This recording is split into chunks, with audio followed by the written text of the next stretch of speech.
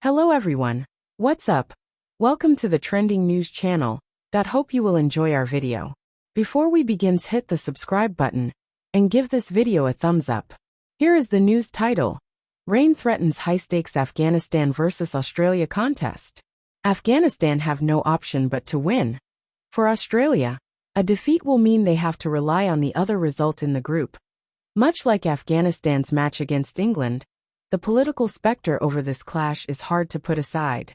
Matches are rare between the two countries, with Australia, like England, taking a human rights stance and pledging to suspend bilateral ties while the Taliban remain in power in Afghanistan. Cricket Australia publicly demonstrated its commitment to the cause last month by hosting a T20 match featuring an Afghanistan women's 11 in Melbourne, bringing the issue firmly back under the spotlight. But, underlining the complexities of the issue, Australia do play Afghanistan at ICC events, which has led to some criticism. And this intriguing, budding rivalry will resume in Lahore with much at stake. Given the tournament's sharp format, it's basically sudden death, a virtual quarterfinal, after Afghanistan knocked out England again from an ICC event. But Afghanistan will be eliminated with a loss, while Australia also must win, with a defeat meaning they will have to rely on South Africa being absolutely pummeled by a beleaguered England, who have nothing to play for. A washout will see Australia through to the semi-final. This is not the first time the two teams have met in a high-stakes contest at a world event. At the 2022 T20 World Cup, Australia emerged with a slim 6-run victory in Adelaide that was ultimately not the net run rate boost they needed, as they crashed out early on home soil. Glenn Maxwell, of course, changed the course of the 2023 World Cup with a remarkable double century that still beggars belief.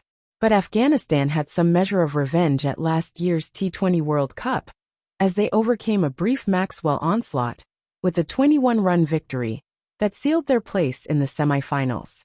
And once again, a semi-final spot is up for grabs. The form line is a little hard to read with both teams having tight wins over a wheezing England. Afghanistan bounced back strongly after a disastrous opening against South Africa, while Australia's momentum came to a halt after their clash against South Africa was washed out. Even though they are considerably weakened, against England they fielded their least experienced attack at an ICC ODI event since 1983. Australia mustered up their big-game pedigree under pressure to make a statement. Their batting lineup still contains plenty of firepower, with Josh Inglis emerging as a genuine star batter across formats. It is little wonder that some believe he's Australia's next captain. A backs-against-the-wall triumph is in play, but Australia will have to firstly get past rising Afghanistan in a game that feels evenly poised. Afghanistan will lean on their spin-heavy attack, but Australia do have numerous players adept against the turning ball, led by Inglis. Australia's depleted pace stocks makes that department more equally matched than previous encounters, while an in-form Ibrahim Zadran, coming off a Champions Trophy best score of 177, ensures he can go toe-to-toe with his counterparts. The prospect of more bad weather in Lahore could also play a factor in a clash that is set to be just as compelling as the recent matches between these teams. While Afghanistan's slew of quality spinners deservedly attracts plenty of attention, seam bowling all-rounder Asmatullah Omarzai stole the show against England with the maiden 5-wicket haul of his professional career. He was particularly superb at the death with 3 wickets when the game was on a knife's edge. Omarzai's emergence has helped Afghanistan better balance their attack, and they are no longer merely reliant on their spinners for success. He'll need to back up that performance against a formidable Australia batting order, and his canny, skiddy bowling will need to be on point against big-hitting openers Travis Head and Matthew Short. If he can strike early, then Afghanistan will be right in the hunt. There isn't much cricket history between the countries, but Glenn Maxwell is probably the first name that springs to mind with this matchup. In the last ODI between the teams, a hobbling Maxwell produced one of the great innings to rescue Australia from the brink at the 2023 World Cup and crush Afghanistan.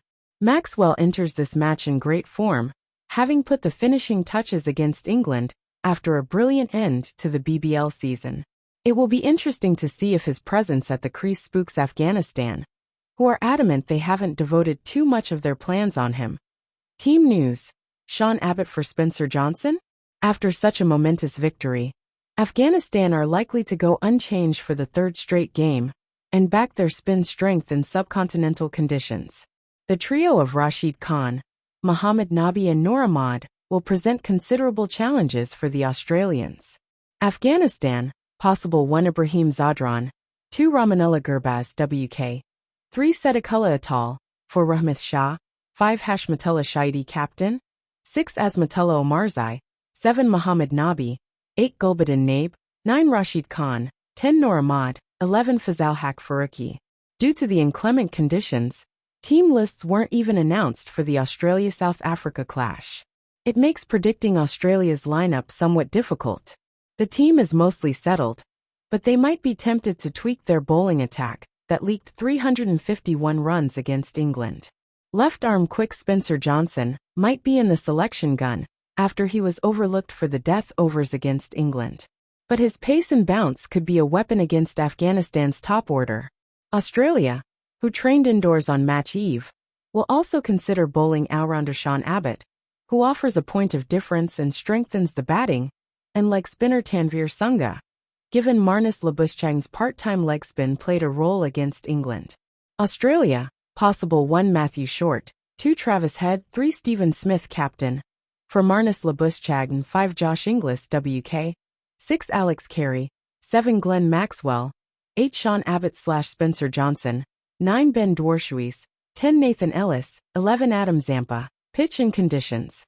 Both teams are now well acquainted with the conditions in Lahore, which has been considerably batting friendly. While it's been mostly tough going for pace bowlers, spinners have had an impact despite minimal turn off the surface. After the washout between Australia and South Africa, rain again threatens to spoil the party, although the forecast is better from the late afternoon onwards. But with plenty of rain cascading on the ground in the lead-up, drainage could also be an issue. Stats and trivia. Maxwell is 17 away from 4,000 ODI runs. His strike rate of 126.68 is the best in ODI history, minimum of 500 balls faced. Rashid is 1 wicket away from becoming the first Afghanistan bowler to claim 200 ODI wickets. His bowling average of 20.4 is the 9th best in ODI history, minimum of 1,000 balls. Rahmat Shah needs 37 runs to become the first Afghanistan batter to reach 4,000 ODI runs. Australia have won all their 4 ODIs against Afghanistan. Quotes: "We have been planning for all of the Australian team. I know that he played really well in the 2023 World Cup, but that's part of history. We beat them in the T20 World Cup. We are not coming to the ground to plan on just one individual player." Afghanistan captain Hashmatullah Shahidi says his team won't be entirely focused on Maxwell. "If the whole match rains out, I think that means we go through to the semi-finals, but obviously we'd love to be able to win the game tomorrow and finish top in the pool." Australia batter Marnus Labuschagne on the possible rain factor. So what do you guys think about this update? Let me know in the comment below. If you like my video, please press like button and subscribe for more. Hope I'll see you in next video.